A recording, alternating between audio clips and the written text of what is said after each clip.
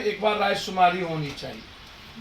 बिहार की जनता से बहुमत असहमत के आधार पर या बहुमत के आधार पर हो, यदि आप जनता के लिए ही कर रहे हैं तो बहुमत आवश्यक है, क्योंकि बिहार में दारू छोड़कर दूसरी कोई डेवलपमेंट और दूसरी कोई बात अभी नहीं हो रही। सिर्फ दारू, एक ही एजेंडा सरकार और विपक्ष का बच गया। अब विपक्ष के अध्यक्ष बोलते हैं, प्रदेश अध्यक्ष भी और नेता भी, एक आदमी कहते हैं कि दारू को फ्री छोड़ दीजिए, एक आदमी कहते हैं मेरे यहाँ कोई भी दारू नहीं पीता है, जो पिएगा पार्टी से निकाल देंगे। सबसे पहले अपने नेताओं का वो ब्लड टेस्ट कराए कि वो दारू पीते हैं। ये मेरा चैलेंज है प्रदेश अध्यक्ष को। तो पार्टी से पहले आप जो सीएम कैंडिडेट हैं, आपको ये सबसे ज्यादा दारू वही पीते हैं।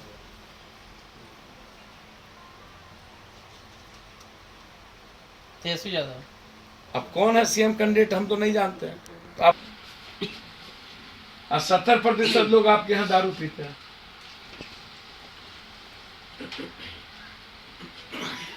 सत्ता पक्ष हो या विपक्ष हो,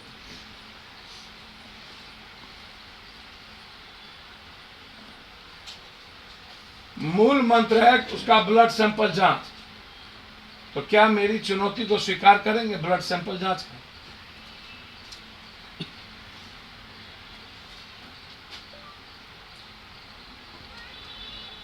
तीसरी चीज इसी में, पुलिस को एक्साइज से अलग करिए, एमवीआई से अलग कीजिए, डीटीओ, आरटीओ और ट्रैफिक से अलग कीजिए। पुलिस को सिर्फ सीआरपीसी के रूल्स के तहत काम करने दीजिए।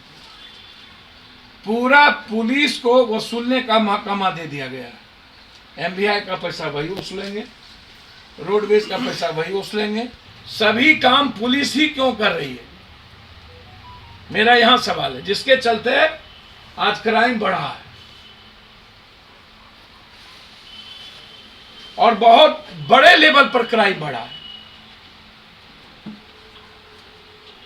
तो पुलिस को सिर्फ सीआरपीसी के तहत जो इन्वेस्टिगेशन है, उनका सिर्फ इन्वेस्टिगेशन अफसर तक उनकी ड्यूटी, उनकी जिम्मेदारी।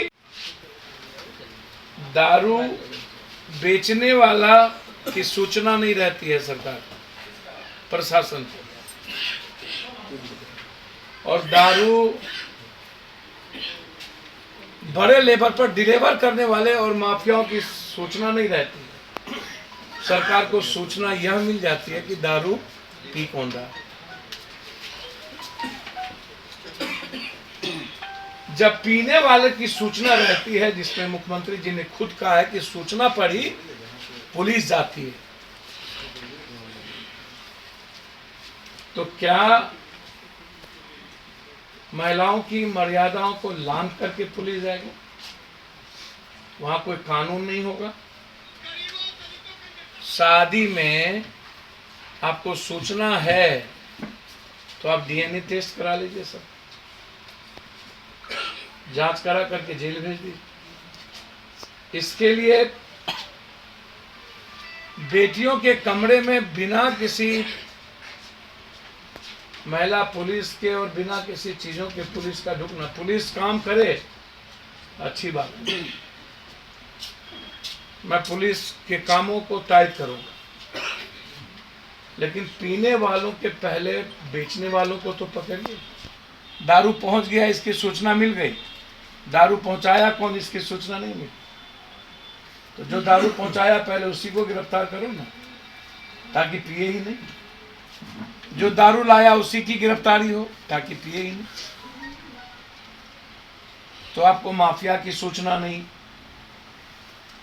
आपको बड़े डिपो की सूचना नहीं, कहाँ दारू बन रहा है उसकी सूचना नहीं, कौन ट्रक के ट्रक काट रहे हैं उसकी सूचना नहीं, कौन बड़े बड़े करोड़पति अरबपति हो गए उसकी सूचना नहीं, लेकिन होटल में कौन पी रहे हैं आपने तो वो 5 इंजीनियर की नौकरी लाइफ ही चौपट कर दी।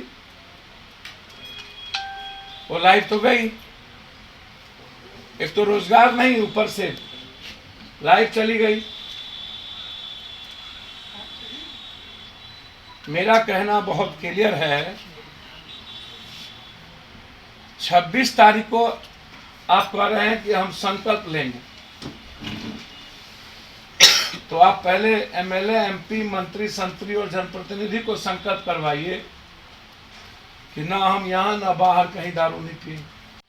दोनों वाइफ हस्बैंड अररिया में, बिशनपुर में, रानीगंज में डेथ कर गए।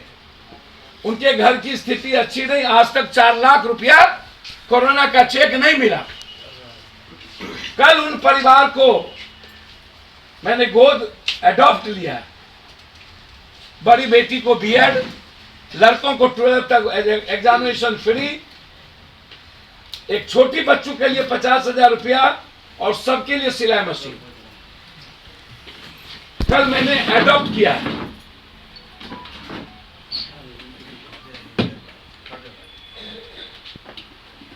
इसी तरह बिहार में जहां जहां मां बाप मर गए हैं, उनके एक बच्चों को पप्पू यादव एडॉप्ट करने का निर्णय लिया, जिसके मां बाप मर गए। और ये मुहिम मैंने वीरेंद्र मेहता कि वाइफ हस्बैंड बिशनपुर के फारबिसगंज, रानीगंज में जो डेथ कर गए थे, जहां खुद मां बाप को बच्ची ने दफनाया था, वहां से मैंने कल शुरू की है। और पूरे बिहार में मां बाप कोरोना में जिसके मर गए, उसके एक बच्चों को एडॉप्ट कर उसको बीएड कराना और उस आगे बढ़ाना मेरा संकल्प है। सौरभ सिंह एक 17 साल के लड़के को किडनैप करके पूर्णिया में मार दिया गया। युवा राजद के अध्यक्ष भूपेंद्र यादव के छोटे भाई की 7 गोली मार दी गई।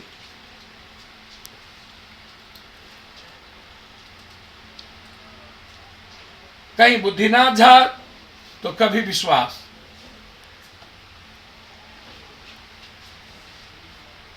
कोमा में है। हमने अस्पताल को, अंत में यह स्थिति थी कि हमने 1 लाख रुपया अभी उनको अस्पताल में जमा करके आया कि इनसे पैसा आप नहीं लेंगे।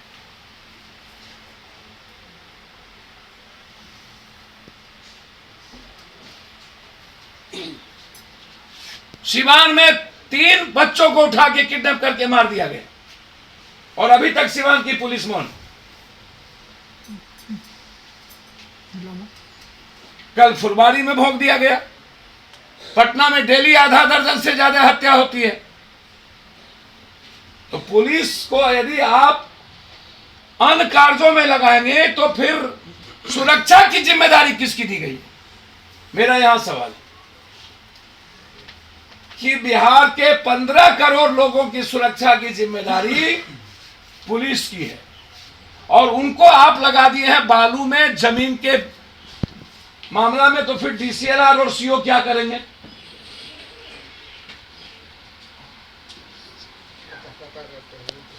जब आप दारू, जमीन, शराब में पुलिस को लगाए गए हैं, तो फिर आम आदमी को क्रिमिनल तो मारेगा, क्राइम बढ़ेंगे। और शराब ही एक मुद्दा सिर्फ क्यों बच गया है? क्यों डाइवर्ट किया जा रहा है सारे मुद्दों?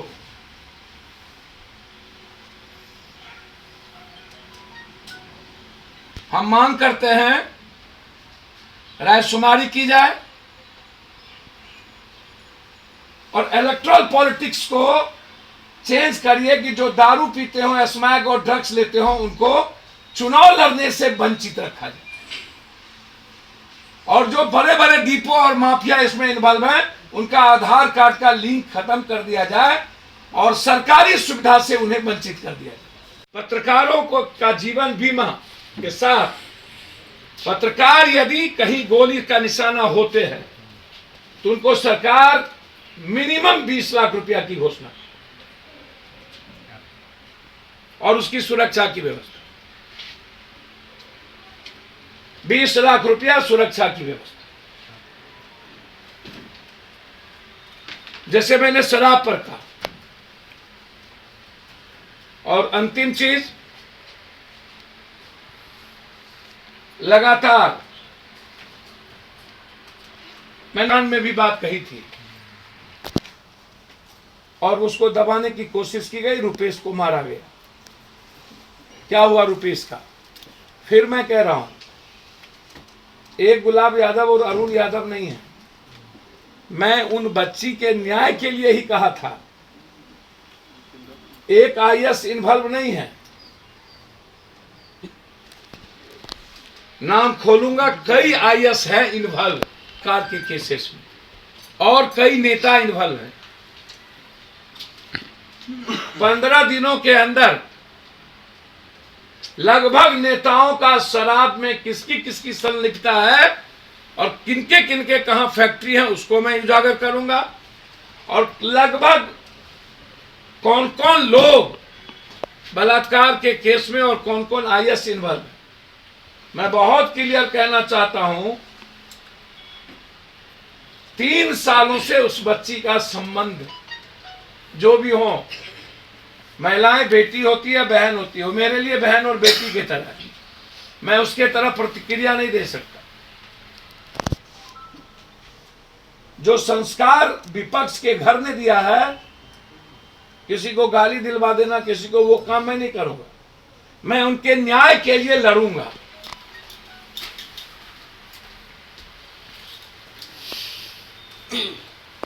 कोर्ट में मामला है, मैं चाहता हूं अविलंब कोर्ट निर्देशित करे। यदि उस महिलाओं ने कहा है कि मेरा डीएनए टेस्ट हो, नरेंद्र तिवारी के तर्ज पर उस बच्चे का डीएनए टेस्ट कराया जाए और थाना इन्वेस्टिगेशन करे कि गुलाब यादव जी के साथ जो बड़ा गैंग है राजद का, परिवार का, कौन कौन आईएएस और उनके साथ इन्वॉल्व हैं इस बलात्कार केस में और अन्य बलात्कार। मैं अविलंब, अभी तक अरुण यादव की गिरफ्तारी नहीं हुई और न ही गुलाब यादव की गिरफ्तारी। सरकार से मैं पूछना चाहता हूं कि अरुण यादव कहां है? जो मीडिया ट्रायल हुआ दिख गया, जो नहीं हुआ नहीं दिखा। 70-80% जनप्रतिनिधियों का जो सरकारी आवास है वो कोठा बना हुआ। आरटीआई का खुलासा है, पिछले 1 साल में अलग अलग क्षेत्रों के 21 एक्टिविस्ट की हत्या हुई है। एकदम बिल्कुल सही है और वो सामने नहीं आया। 85 से 90% जनप्रतिनिधि दारू, स्मैक, ड्रग्स लेते हैं और 40 से 60% जनप्रतिनिधियों का सरकारी आवास कोठा बना और 70% कार्यपालिकाओं का आचरण महिलाओं के प्रति संदिग्ध है। और महिलाएं, पुलिस और कर्मचारी अपने सीनियर से सुरक्षित नहीं है। उनको सरकार कठोर निगरानी इस पे रखे, क्योंकि वो मेरी मां की तरह है, मेरी बहन और मेरी बेटी की तरह है। अगर आपने अभी तक हमारे चैनल को सब्सक्राइब नहीं किया है तो तमाम और खबरों के लिए हमारे चैनल को सब्सक्राइब करें और देखते रहें आंखें न्यूज़ 24, नजर हर खबर पर। क्या आप पत्रकारिता के क्षेत्र में अपना कैरियर बनाना चाहते हैं?